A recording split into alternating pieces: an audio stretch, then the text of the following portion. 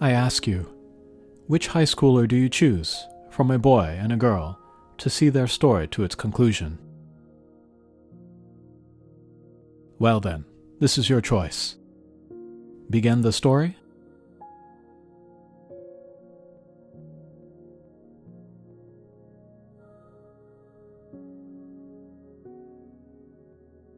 Two high schoolers. They open their eyes and find themselves on a strange stone floor.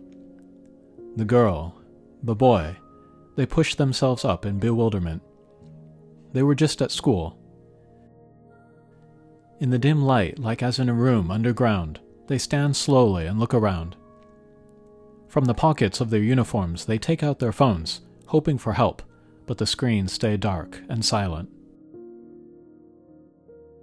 Soon they arrive at the foot of a mysterious stone monument covered in carvings. By holding a hand to it, they open a door. Along with bright light, a view different from the Tokyo the boy and the girl knew fills their eyes. This place is the cage, but they do not know this yet.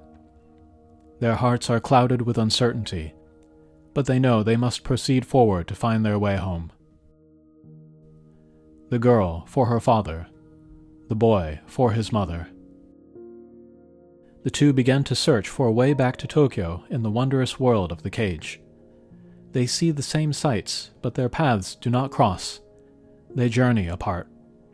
What conclusion lies at the end of their travels, they do not know. Deleted user. After a while, their phones spring to life. They are still mostly unusable, but parts of it still work. Strange messages from an unknown source sometimes arrive in their chat. Are you getting this message? It seems like you are getting these. Good. The girl, the boy, even you. The source of the mysterious messages seems to be watching all. Who is sending these messages? It is watching the cage. Somehow it knows about the boy and the girl. It is a total mystery. Clutching their phones, the two journey deeper into the cage.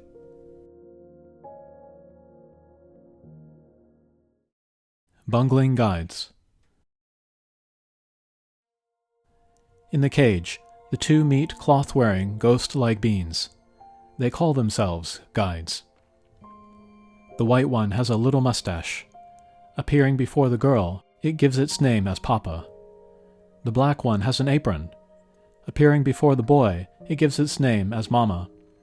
In the pocket of the apron is the little Akasan.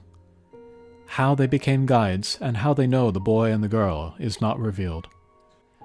Papa sometimes says cringe-worthy lines. Mama is scatterbrained and often lost. Whether the high schoolers can trust them, they do not know. But something about the guides nag the boy and the girl.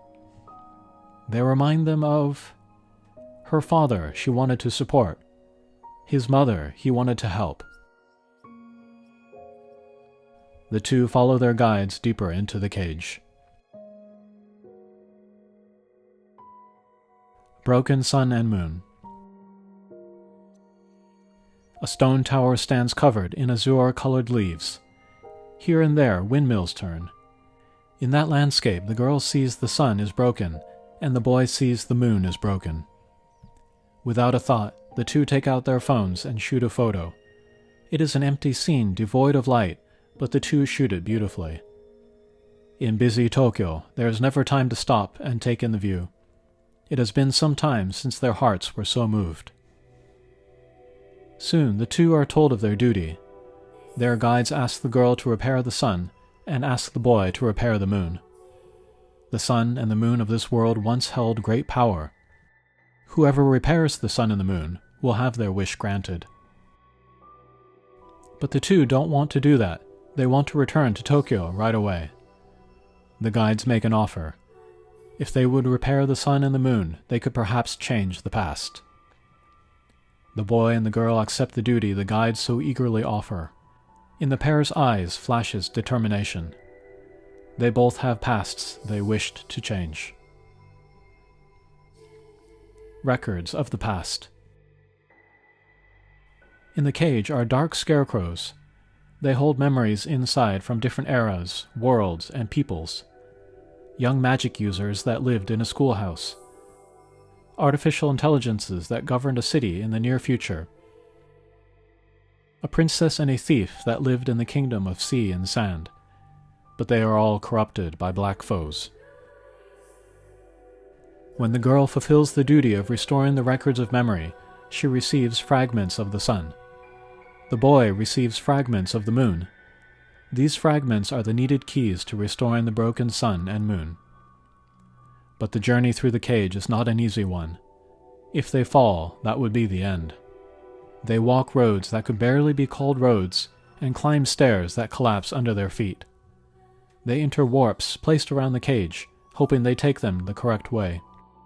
Sometimes the weather worsens, and rain falls, and thunder sounds. But with the help of their guides, the high schoolers overcome many obstacles.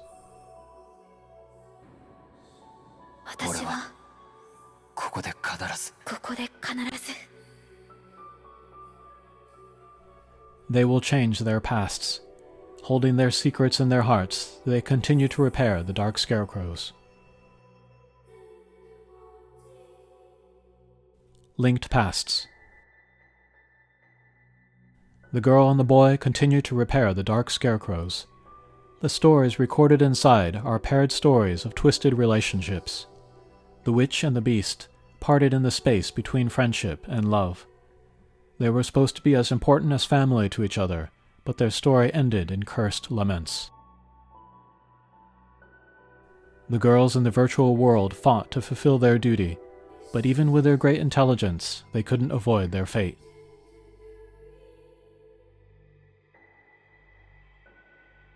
The thief and the princess misunderstood and hurt each other. Even though they shared desire, in order to satisfy their hearts, they chose to take the other's life. The history of conflict is endless. As long as two people meet, sorrow that neither wished for will be born. One person's happiness will come at the expense of another. That scene played out in the high schoolers' own lives many times. A wish granted requires a price to be paid. On seeing the stories in the scarecrows, the boy and the girl fall into thought. How can I sever that link? The two arrive at an answer. If I sacrifice myself, that might be for the best. The high schoolers past. Deep within the cage, old television sets show the past of the girl. She was a bright and cheerful student with top marks and charisma to match. But at night, she sold illegal drugs in back alleys of the city. She did it to pay off the debts left by her now divorced mother. And she did it for her father, so heartbroken he could no longer work a job. Everyone turned a blind eye to her. No help was coming. Even so, she worked day after day for the happiness of her father. But at the very moment she was offered a position at an elite corporation, the truth about her selling drugs leaked out at her school. Of course, the job offer was rescinded, and she was expelled from school. All her hard work was for nothing. Deep in despair, the girl returned home only to find the hanged body of her father. In her chest, the sound of her heart shattering rang out. The girl collapsed and cried until she had no more tears. The boy's past also shows on televisions in the cage.